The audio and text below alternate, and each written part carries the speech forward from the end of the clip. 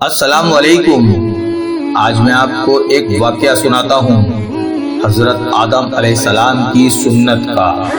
یہ واقعہ قصص الانبیاء سے لیا گیا ہے۔ حضور اکرم صلی اللہ علیہ وآلہ وسلم نے فرمایا، اللہ تعالیٰ نے مٹی سے آدم علیہ السلام کو پیدا کیا ہے اور پھر کافی دیر تک اس مٹی کو ایسے ہی رکھ دیا تھا۔ ایک وقت ایسا آیا کہ اس مٹی کا رنگ سیاہ ہو گیا اور اس میں سخت بو آنے لگی۔ اس مٹی سے اللہ تعالیٰ نے ایک پتلا تیار کیا، اس کو بھی ایسے ہی چھوڑ دیا۔ کافی عرصے تک وہ مٹی ایک پتلے کی صورت میں پڑی رہی۔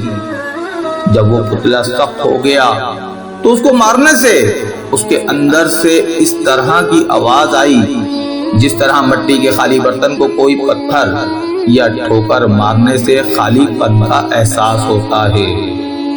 جب شیطان اس کے پاس سے گزرا تو اس نے کہا، کوئی بہت بڑا کام ہے جس کے لیے اس کو پیدا کیا گیا ہے۔ پھر خدا تعالیٰ نے اس پتلے میں روح ڈالنا شروع کی۔ سب سے پہلے آنکھوں اور ناک میں جان ڈالی گئی۔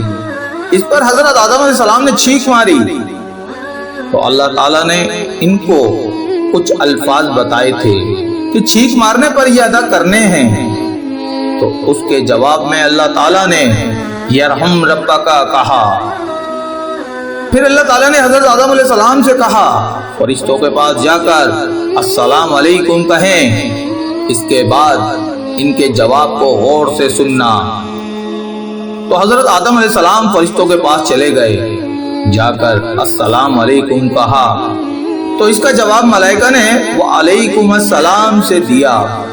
اللہ تعالیٰ نے فرمایا، اے آدم، یہ آپ کا اور آپ کی اولاد کا سلام ہے۔ تو حضرت آدم علیہ السلام نے سوال کیا، میری کون سی اولاد ہے؟ تو اللہ تعالیٰ نے فرمایا، اے آدم، یہ میرے 2 ہاتھ ہیں، کوئی ایک ہاتھ چن لو۔ تو حضرت آدم علیہ السلام نے اللہ تعالیٰ کے دائیں ہاتھ کو چنا اور ساتھ یہ بھی کہا کہ میرے خدا کے تو دونوں ہاتھ برکت اور رحمت والے ہیں۔ اللہ تعالیٰ نے اپنا ہاتھ کھولا۔ حضرت آدم علیہ السلام نے دیکھا کہ خدا کے ہاتھ کی ہتھیلی کے اندر انسانوں کی ایک بہت بڑی دنیا ہے۔